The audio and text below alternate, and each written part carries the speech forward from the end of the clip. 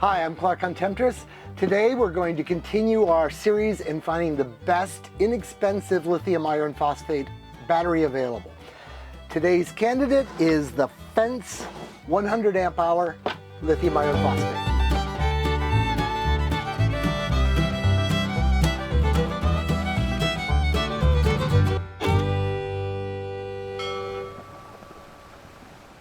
As a lot of you know, I developed this thing called the BankManager. It lets you mix lithium with lead on your boat, has lots of advantages, charges the lithium properly.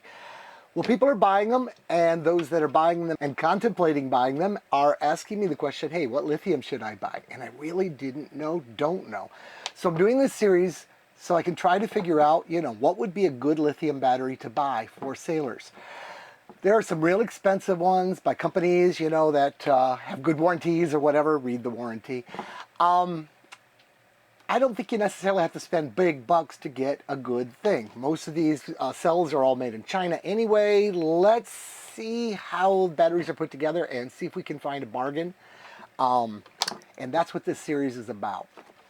This battery, the FEENCE, I've got a long relationship with the manufacturer. They contacted me quite some time ago. We've had a hell of a time getting the battery into the Dominican Republic. They're a new product. You have probably seen FEENCE around. In fact, I know they're a new product because they were going to call it the FEENCE with one E. And in our early discussions, I pointed out that that's probably the worst possible battery name because the American cattle industry uses electric fencing, and that's very often battery operated. So if you go to Google in the United States and type in FEENCE battery, well, that's a long list. So I suggested they change the name, and that's where the second E came from. So I've been chatting with them since before this battery existed. So, startup company, should we trust them? Don't know yet, haven't looked inside, but I'm thinking yes, because of one thing. They've actually been around a long time. They've been making batteries without stickers. They sell them out to distributors who do the marketing and slap their own stickers on them. So if this looks familiar, it's probably because it's made in the same factory as the other ones you're seeing. I can't say what the other ones are because obviously they don't want to hurt the sales of their clients, but this company has been making batteries for a while, and you have probably seen reviews of very, very similar batteries. As of the filming of this in June 2023, the price on Amazon was $278.88. And while I'm here, let's do the dimensions. It's 13.86 inches by 6.81 inches by 8.46 inches. And it weighs, according to Amazon, 24.6 pounds. That's probably filling up most of the box, but not quite all the box, but we'll know again when we get inside. After the last battery review, I looked at it and I had asked for comments, and I got some good comments.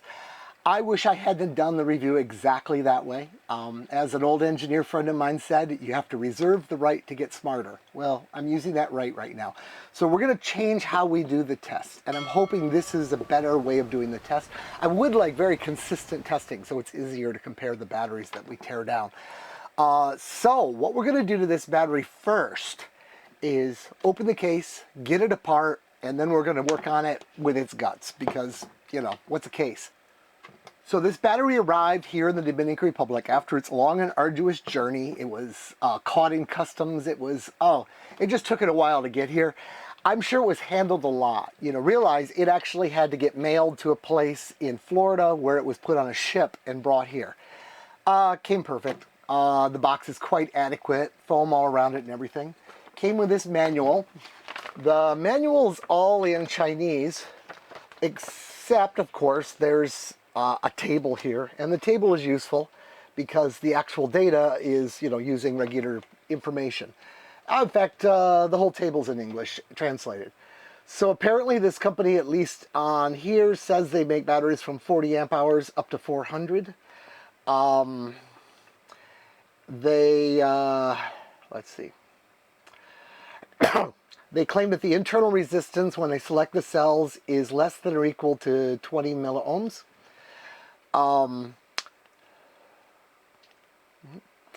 They give you the various information, including that maximum charge rate should be 0.5 C, as it should be for all lithium. They recommend that you charge between 0.1 and 0.2 C. I think that's a very wise idea for all lithium. That doesn't mean this. That's just about the chemistry. The case has a IP55 rating, which is kind of, I think, splash proof. You know, not dunk underwater, but hell, who would dunk it underwater? You know, it would short out. It's probably adequate. Looks like a tough enough case for that. I'll know more when I try to take it apart. Then we'll really know. I'm a little concerned this one won't come apart in a way that it goes back together, but that doesn't really matter for you guys, only for me. So let's tear this open. I'll do this outside so I can use bigger tools if necessary, and we'll come back when I've got it apart. Oh, also, don't get near batteries with metal on your body. No jewelry. I had this on in the last video, and I was stupid. My wedding ring's okay because we weave ours out of string using fancy knots, so that's not going to cause a short. But I was a fool to have this on my wrist, and everybody that commented on it, you were right, I was wrong. Thank you very much.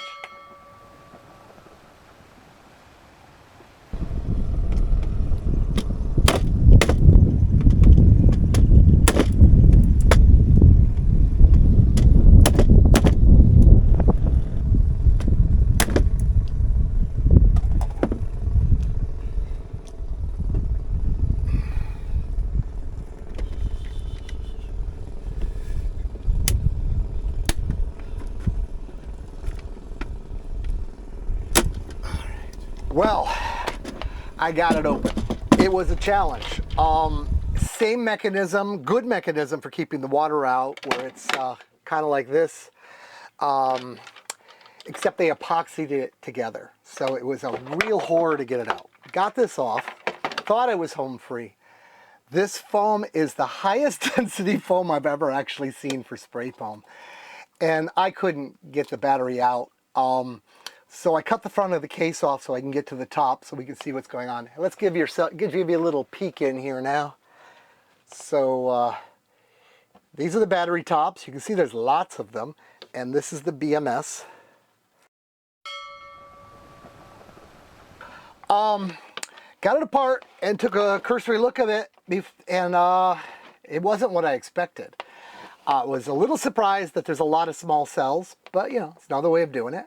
Nothing inherently wrong with that. But I looked at the BMS. So this is the budget BMS. It just does your basic thing. And how these guys work when they just do the basic thing, as far as I know, just kind of reverse engineering it. You got transistors in here that shut it off. You know, they're like switches. And they get hot. So you put a thermal sensor on the transistors. And when the transistors get hot, it shuts off the transistors. So you end up with a system that protects itself from overheating. Well, if you throw a lot of current through it, that gets hot, so they can claim overcurrent. If you go down their list, every single thing are the things that make the transistors get hot. So they do it all with one device, and it's in on the transistor. Technically, it's not watching the cells getting hot, except that it's right up against the cells. But it's the transistors that are going to get hot first, so it should be a reasonable way to do it. So I'm not going to hold that against it. But looking at this guy, the bus bars are kind of itty bitty. They're copper, and there's copper strips across. Remember, this guy can go to 100 amps. So that means 100 amps has to go through this whole circuit. It basically goes through this set of cells, over this jumper, through this set of cells, over to here, through this set, jumper, this, and then out. Each of these can put out, if you're at 100 amps, each of these can put out 20 amps each, and they all work together to make 100. So from out here, the contribution that like this pair gives, 20 amps are going through this bit of bus bar. 40 amps goes through this bit, 60, 80, and then the whole 100 goes through here. This is the limiting factor right here. Now, because they soldered this on, you got this thick solder bridge that basically doubled the size of where 100's going through. I'm not too worried about that, but I'm concerned about these two. They're going to pass 80 amps, and that's not a lot of copper.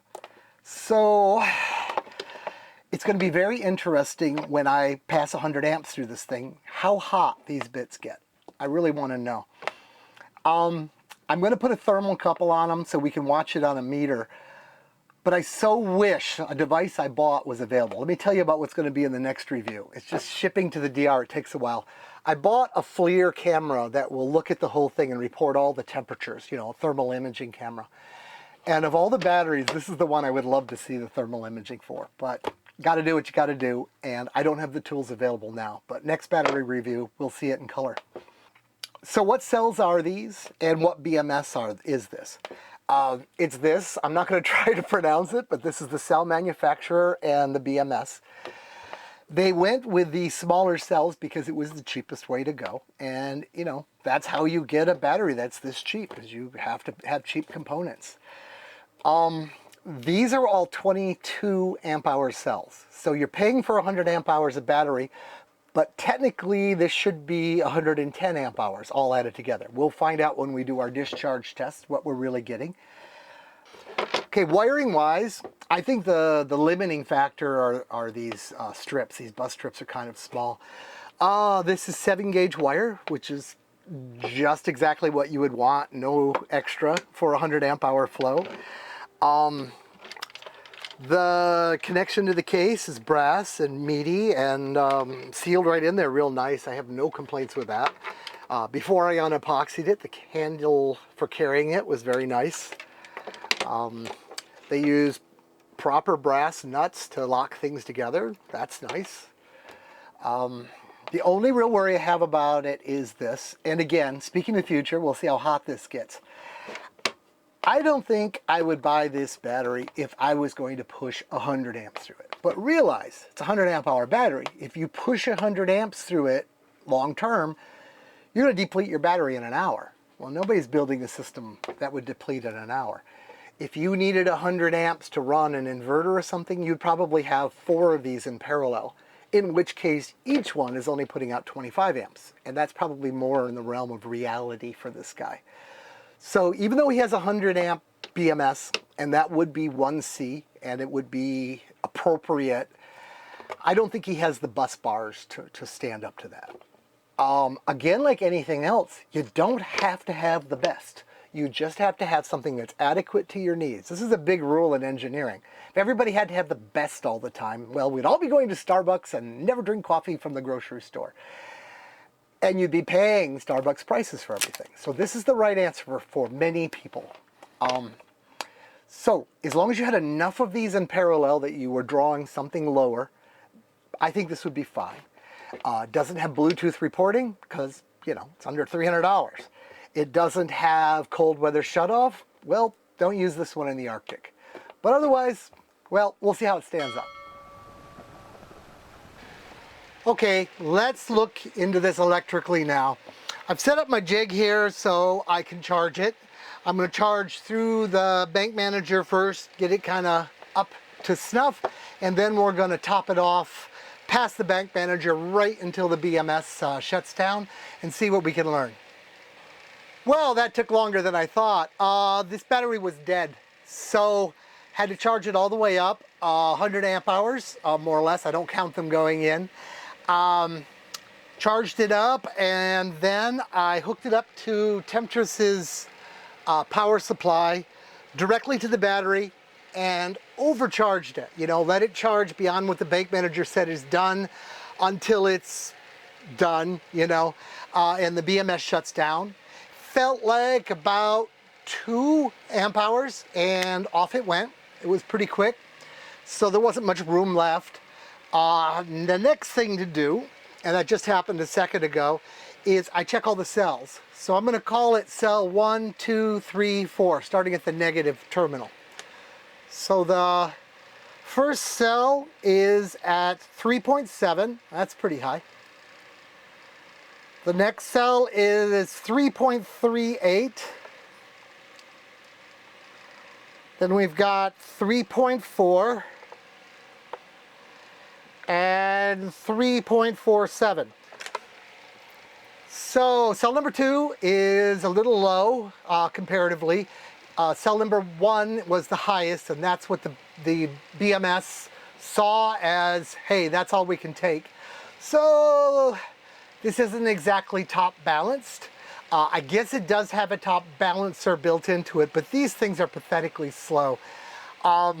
We'll find out when we discharge it, but if we get more than 100 amp hours, we got our money's worth. Remember, cheap battery.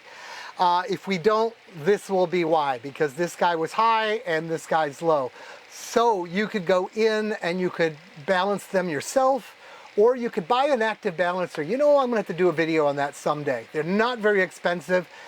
They're real easy to hook up, just 5 wires right onto the tops of the batteries.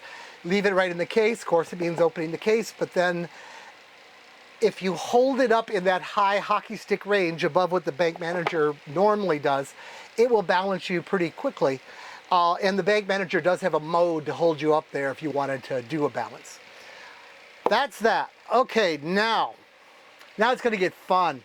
I'm gonna take this into our sauna room. Sorry about the mess. We call it the sauna room. Dumb word. It's my tool room, but back when I was in Seattle, it was all cedar lined and I had a sauna heater in there. Seattle's not the tropics kind of place. Anyway, we're gonna take it into the tool room where the inverter is. I'll hook it directly to the inverter. I'm gonna run a big load and we're gonna see what happens. Set up what I put myself through for these tests. It is so hot and I'm about to run a heat gun. Okay, so what we got here, let's see if it can all be seen. I've got some instrumentation. I've got my fluke meter hit set for volts. Currently the battery is at 13.68 volts. I have it hooked up to a 3 kilowatt inverter, which is hooked to my heat gun, so I can make variable power off this. The Klein here is set up for the temperature at that spot that I'm concerned with, and I picked, nope, it's right there. Okay, I picked. But I'm going to start with it set for amps. So we'll set it, without starting a fire, set it for DC amps. And now I'm going to run this. Let's make some power. I'm going to try to draw 100 amp hours, and I'm going to try to stick it outside the boat so it's not quite so hot in here.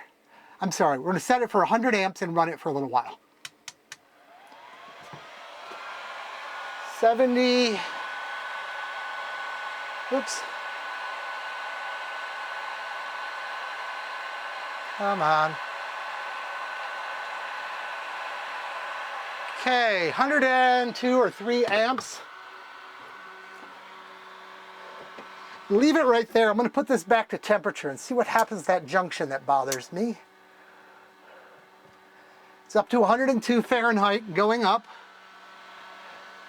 And the time has been, well, we'll go for a little while, see how it goes. You know, that's not as bad as I thought it would be. I had a feeling that thing would get real hot real fast, but you know, 104, that wouldn't even burn. I probably wouldn't even really feel it because it's got to be, it's 90 in here already, so that's only up 10 degrees.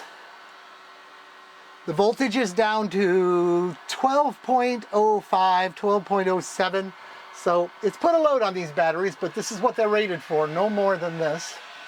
That temperature is holding at 107. It's not getting any hotter. I'm gonna have to take that back. I think that bus is proving that it's adequate. It's that's the dodgiest place, and it's really not getting hot.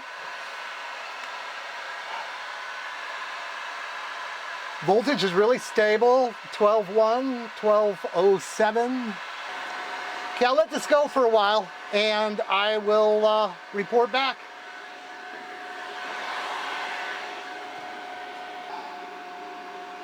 We're about 7 minutes into this. Not much exciting's happening. The temperature is up to 114 degrees, so that's like 24 degrees above ambient. Not so bad. The BMS here, I can feel some heat, but I mean, obviously it's not burning me, so it's not very hot at all. And this is 100% of, a little more than 100% of rated. Voltage stabilized pretty quick. This thing's doing better than I thought it would. I really thought that copper bridge, I gotta bite my tongue on that. This battery's doing what it needs to do. And I really don't think anybody would just use it this way, just solid 100 amps for a long period of time. You know, my coffee or my dinner would have been burnt by now in the microwave.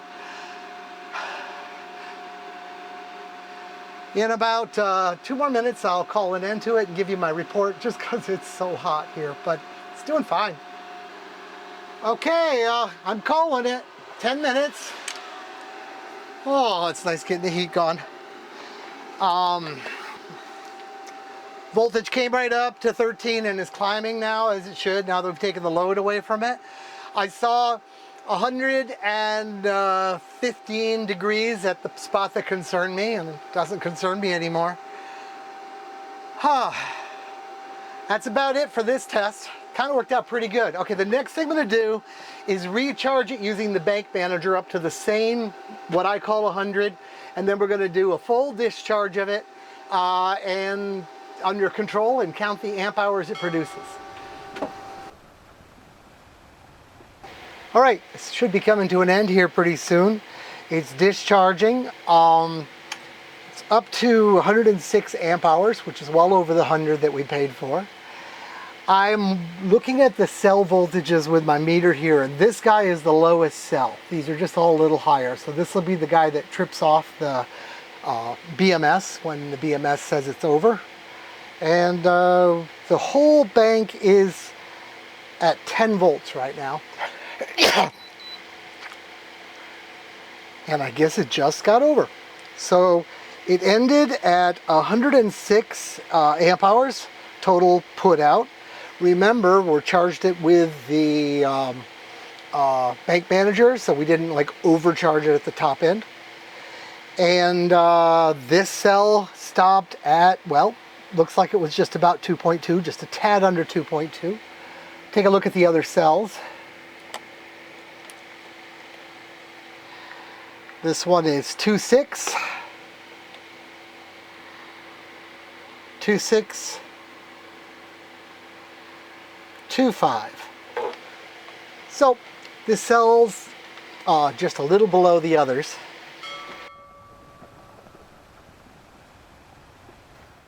Well, we've had a good look at the FEENCE 100 amp hour battery.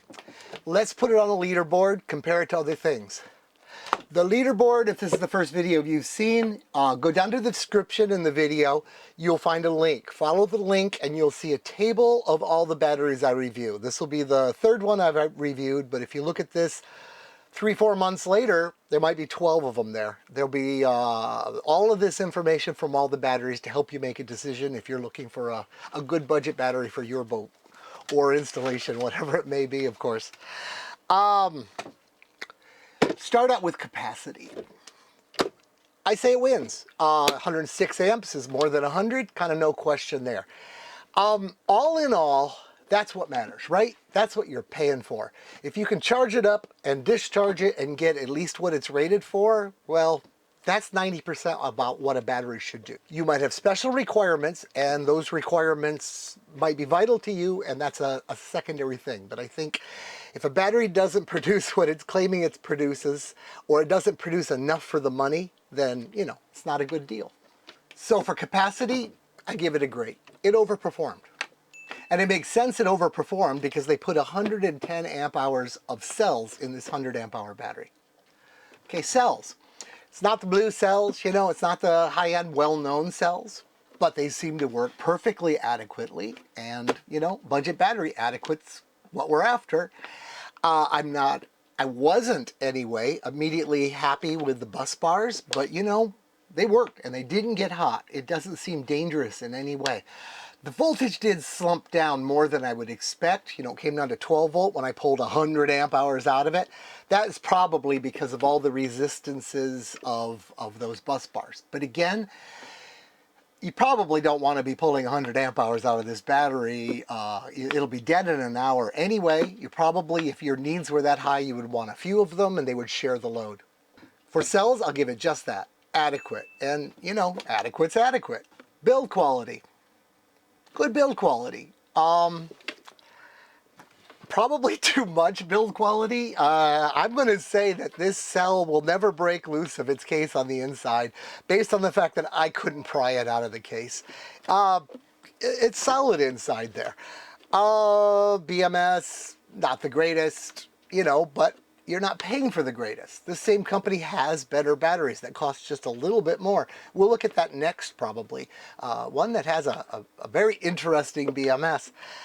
Cells, there's a whole bunch of them instead of just some big ones, but I don't think there's any technical reason why this isn't a good way to do it. And it was cheaper for them, so it's cheaper for you. That's just how it works.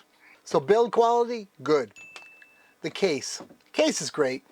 It's essentially the same mechanism as the Redodo, how the lid goes in. They chose to epoxy it in instead of silicone it in.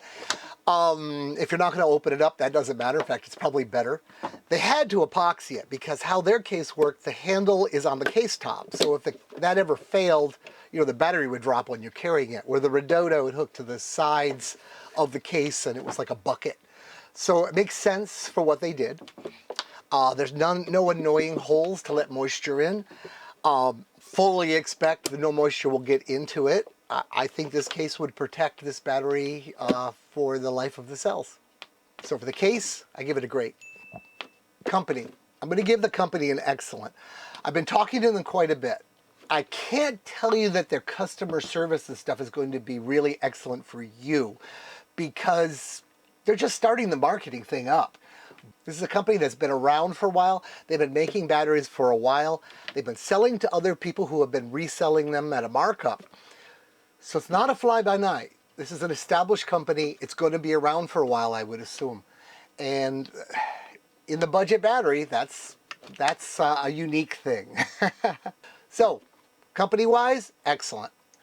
My experience started out a little dodgy, probably some lower-level marketing guy that saw our site. Communication wasn't great. But as soon as I started talking, it seems pretty obvious they switched their person without telling me. But my new David is very bright, very good command of the English language, which is handy for me because I don't have any Chinese. And he understands everything he needs to understand. He understands the market. He could be the owner as far as I know. I've really enjoyed talking with the man. Cost value. Good. It's very inexpensive. It does what a battery needs to do. That balance thing, you know, it's off a little bit, but that seems to be a trend so far in the cheaper batteries. So, you know, you maybe lose that 4 amp hours that you could have gotten if the cells were all balanced perfectly, but you're already getting an extra 6, so you really can't complain there. It does what a battery needs to do. Well, that's its entry in the table. Go down to the description, take a look at the table if you'd like to see all of its brothers and how they're stacking up. I asked last time for advice on what I'm doing wrong and how I can improve, and I got some really good advice. Thank you, guys. If anybody else has any ideas of what I should do differently, I would greatly appreciate the feedback in the comments. Thank you. If this video was helpful to you or you think it might be helpful to other people, please give it the thumbs up. It's easy to do. And any comments down below or you sharing it with friends that might be buying batteries would be greatly appreciated by me and hopefully to the YouTube viewers in general if you believe this is a good video. That's what tells YouTube to promote it. Some of these battery reviews have been going really well. Big numbers for us because we're kind of a small channel. And I appreciate the views. Thanks. So that's about it. Thank you for watching and bye from Clark on Temptress.